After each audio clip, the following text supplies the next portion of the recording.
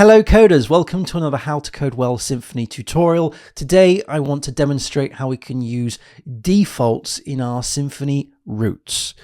The article controller that you'll find in tutorial_11 within the Git repository has two routes. The first one is list and the second one is search. This is within the article controller. These two routes have the same parameters: page, order by, and sort by. However, they're using two very different ways of setting those defaults. The list is hard coding them to the defaults configuration of the route.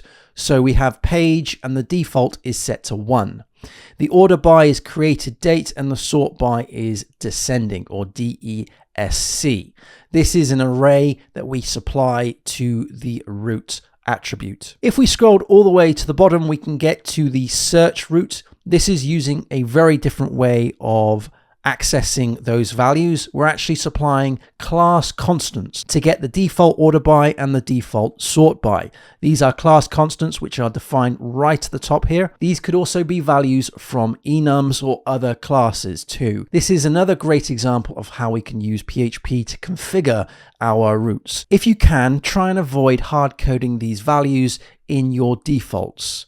This is because defaults are usually shared across routes as well as your requirements. And if you have a common place that your PHP configures those and holds those values, then you can change that in one place and those other routes will be changed too. It also reduces the amount of human error that you're going to introduce into your system. And to demonstrate this working, we have a demo.http file. And if I send the request to /articles without the page, without the order or the sort by, we're still going to get a 200 OK, and I've output those in the response payload. So that's set to created date, and that is DESC. Again, if I was to send the request to the search method, we're going to get the first page and the published date, as well as ascending. If we go back to the article controller, let's change the default page number on the list. So let's say that's 2, and let's change the sort by to use the self default sort by. So the sort by for the list is using the same default as what is supplied for the search, which means that I just need to change this value here to be, say, descending rather than ascending, and both of those routes change. So if I was to save that now and go back to the demo.http file, send the request, we can see that that has changed and it's now at page 2. And if I sent the request to article search, that's still the same. I cannot recommend enough using PHP to configure your PHP application.